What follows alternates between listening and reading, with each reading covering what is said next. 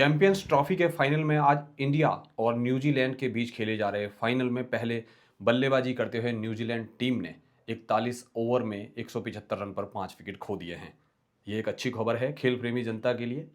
नमस्कार साथियों, मैं अनिल रावत विभाग चर्चा के मंच पर आप सभी लोगों का स्वागत करता हूं अपने साथी सहयोगी नवल के साथ। आज हम बैठे हैं दिन भर की चर्चा करने के लिए और शहर के सबसे उस चर्चित मुद्दे के लिए, विधानसभा के, जिसने पिछले कुछ दिनों से शहर की राजनीति में गर्माहट ला दी है। मुद्दा है किच्छा की राजनीति। नवल, स्वागत है आपका। धन्यवाद। आज इस मुद्दे पर एक और अहम फैसला आया है कि सरवर यार खां पर आज बीएनएस की कुछ धाराओं के तहत मुकदमे कायम हुए। किस तरीके से देखते हैं आप? देखिए, विवाद को काफ़ी लंबा समय हो गया कि अच्छा में ये जो विवाद चल रहा है सरवर यार खां वर्सेस गफ्फार खां, तो काफ़ी दिनों से चल रहा है। और ये जो लड़ाई थी इन दोनों के आपस की थी और कहीं ना कहीं इसका रूप जो है राजनीतिकरण हो गया और पूर्व विधायक और वर्तमान विधायक इसमें इन्वॉल्व हो गए। तो दोनों ही तरफ से जब मामला तूल पकड़ता है तो इसमें धरना प्रदर्शन भी होता है और फिर मीडिया के साथ तमाम बयानबाजी भी यहाँ पर होती है, मीडिया पर आकर एक दूसरे के खिलाफ। लेकिन अब जब मामला रुद्रपुर पहुंचा और जब धरना प्रदर्शन हुआ, फिर उसके बाद आज पता लगता है कि सरवर यार खां पर कई धाराओं में मुकदमा दर्ज कर लिया गया है, क्योंकि ये मामला था सिर्फ सरकारी भूमि पर जो चक्रोट थी उसको लेकर ये मामला सामने आया था कि कब्जा कर रखा है। और उसी मामले पर काफ़ी विवाद हुआ, जिसके बाद विवाद यहाँ तक नहीं थमा और अब मुकदमे तक की बात जो है वो सामने आ गई। नवल, मैं एक चीज़ और कह दूं कि केवल सरवर यार खां ही नहीं है, उनके अलावा 6-5 और लोगों पर हाँ, मुकदमे कायम हुए हैं और जिन पे बीएनएस की कई सारी धाराओं के तहत मुकदमा कायम हुआ है। लेकिन आज सुबह प्रेस कॉन्फ्रेंस करते हुए सरवर यार खान ने अपनी बात रखी है। उन्हीं की प्रेस कॉन्फ्रेंस के बाद फिर गफ्फार खान भी उस चीज़ में लाइव आते हुए दिखाई दिए। अभी दो बड़े नाम इस मुकदमे से दूर हैं, तिलकराज बेहड़ और राजेश शुक्ला। अब देखना है कि ये इन दोनों के बयान किस तरीके से आते हैं। इस चीज़ को आप कैसे देखते हो? हाँ बिल्कुल, क्योंकि अभी जब प्रेस का दौर इसमें जारी होता है, दोनों ही प्रेस में अपने अपने बयान जो हैं वो जारी करते हैं। लेकिन अभी इस आज की प्रेस से जी। और कल की प्रेस से वर्तमान विधायक और पूर्व विधायक दूर हैं, क्योंकि अब इस पे मुकदमा कर दिया गया है, कई लोग हैं उसमें और कई धाराओं में मुकदमा दर्ज किया गया है।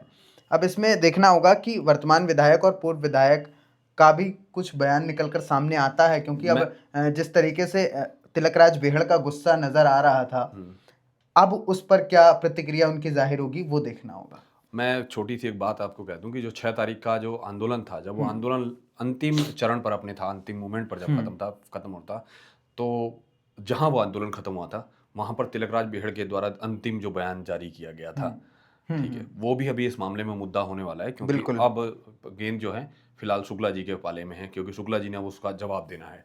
और ये छीटाकसी का दौर है और मैं बार बार कहता हूँ कि एक व्यक्ति कुछ कहता है, फिर दूसरा व्यक्ति उसके लिए कुछ कहता है, फिर पहले व्यक्ति की बारी आती है और ये गेंद फुटबॉल की तरह इस पाले से दूसरे पाले में होती है। मैं एक चीज़ और कह देना चाहता हूँ कि सरवर यार खान ने ये भी एक बयान दिया था जिस पे भी मुझे लगता है अभी खासी बातें होने वाली है और उस पर भी खासा एक मुद्दा गरमाने वाला है कि बकरी बेचकर चोरी करने वाले लोग हमें ना समझाएं।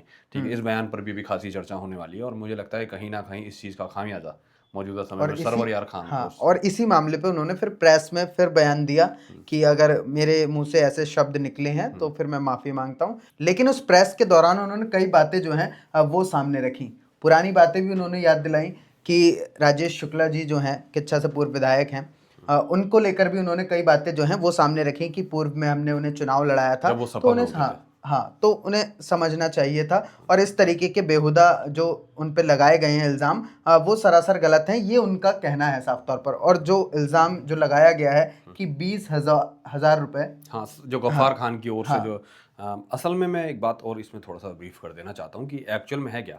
ये गफ्फार खान की ओर से जो अंतिम चरण पर जो एक याचिका दायर की गई है, जो भी कुछ है कि मेरे घर ऊपर हमला हुआ है और मुझसे 20,000 रुपये लूटे गए हैं, उसी के बाद से ये बात इतनी ज़्यादा तूल पकड़ती हुई नजर आई है। खैर, अब ये कहता हूँ, जैसे आपने कहा है कि सरवर यार खान ने कुछ कह दिया था और उसके बाद उन्होंने उसमें माफ़ी भी मांगी है। जवान से निकले गए शब्द वापसी नहीं आते और इसका सीधा सीधा खामियाजा आपको देखना पड़ेगा प्रेमचंद अग्रवाल के द्वारा दिए गए उस बयान के बाद उनके खिलाफ होता हुआ दिखाई दे रहा है। अभी देखना यह है कि जो सरवर यार खां हाजी ने जो अभी जो बयान दिए हैं, जब शुक्ला जी इस पर आकर चर्चा करते हैं हम्म। तो वो चर्चा किस तरह की रहने वाली है, या उनका गुस्सा जो फूटता है, क्योंकि कुशल वक्ता हैं और मैं कह दूं कि बोलने से वो भी नहीं चूकते हैं। बिल्कुल, और इसी बयान पर उनके कई जगह जो है पुतले भी फूके गए कल। हाँ, और हाँ, प्रेमचंद अग्रवाल के, नहीं, सरवार यार सरवर खां यार खां के खां भी के, जी हाँ, साहब कई के। जगह स्वतंत्रता सेनानियों ने हाँ पुतले फूके कि हाँ। हमारा तो उनका फिर इसका मतलब मैं साफ तौर पे कह दूं कि ये मामला बहुत बड़ा होने वाला है। बिल्कुल, और अब ये एक मामला तो चल ही रहा है हाँ, और उसके बाद अब ये वाला मामला। दूसरा मामला उठ गया है। हम्म। दूसरी खबर यह है कि मैं एक बार और नवल आपको बता दूं कि जो प्रेमचंद अग्रवाल के द्वारा सदन में दिया गया वो बयान था जिसको खासा विवाद हुआ है, वो आज भी अभी भी उस बयान का जो असर है वो थमने पे नहीं आ रहा है। गढ़वाल में इसका खासा विरोध है, इवन यह है कि कुमाऊं में भी और पहाड़ों में इसका खासा विरोध है। और लगातार विरोध बढ़ता चला जा रहा है। और अब मैं कहता हूं कि उनको डिफेंड करने के लिए आए भाजपा के प्रदेश अध्यक्ष महेंद्र भट्ट जी ने जो थोड़ा बहुत जो बयान दिया था उसके बाद, और जो बिरजू म्याल वाला जो मुद्दा हुआ है उसके बाद, कहीं ना कहीं मुझे इसमें मौजूदा समय पर थोड़ा बहुत ये लगता है कि सरकार इसमें कहीं ना कहीं घिरती हुई नज़र आ रही है।